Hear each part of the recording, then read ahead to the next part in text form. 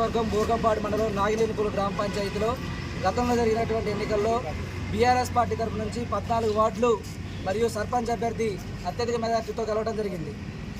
ITC CSR fund ద్వారా గ్రామంలో 4 CC డ్రైన్లు మంజూరు కావడం జరిగింది. దాంట్లో భాగంగా గ్రామ పంచాయతీ పాలకవర్గం తీర్మానం చేసి గ్రామంలో నుంచి జెండా సెంటర్ నుంచి తండా వరకు సైడ్ డ్రైన్ మనం శంకుస్థాపన చేశారు. దానికి మార్కింగ్ చేసి ముగ్గు కూడా పోసి మెటీరియల్ కూడా తోవడం జరిగింది.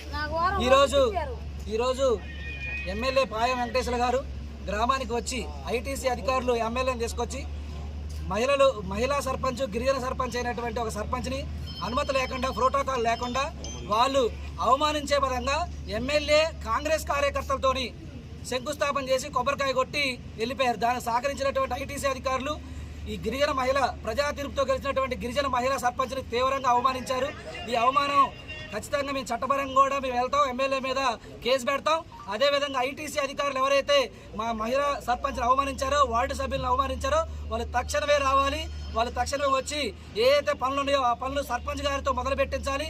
సర్పంచ్ గారికి తక్షణమే క్షమాపణ చెప్పాలి. ఐటీసీ అధికారి చెంగలరావు గారు అక్కడికి వచ్చి మమ్మల్ని తప్పుదావ పట్టించి ఇప్పుడు ఈరోజు ఓపెనింగ్ లేదు మీరు వెళ్ళిపోండి అని చెప్పేసి సర్పంచ్ గారు చెప్పి ఆయన దొంగతనంపై ఆయన స్వయంగా ఆయనే ఐటీసీ అడ్మినిస్ట్రేటర్స్ అధికారి చెంగలరావు గారు ఎమ్మెల్యే గారు సమక్షంలో ఆయనే కొబ్బరికాయ కొట్టి ఒక గిరిజన మహిళను సర్పంచ్ను అవమానించి ఆయన ఇలా పనిచేయడం జరిగింది. ఈ సిఎస్ఆర్ ఫండ్స్ అనేది పాలక మండలి తీర్మానంతో చేయాలి. ఎమ్మెల్యే కూడా ఒక గౌరవ ఎమ్మెల్యే 3వ సారని 33 పార్లమెంట్ల ఎమ్మెల్యే సిగ్గు లేకుండా నిస్సిగ్గుగా సర్పంచ్ని అవమానించకూడదు. ఒక గిరిజన మహిళని తెలిసి కూడా కావాలని బీఆర్ఎస్ పార్టీ ప్రజలు గెలిపించారని పార్టీని అవమానించాలని చెప్పేసి కాంగ్రెస్ ఎమ్మెల్యే చేసిండు.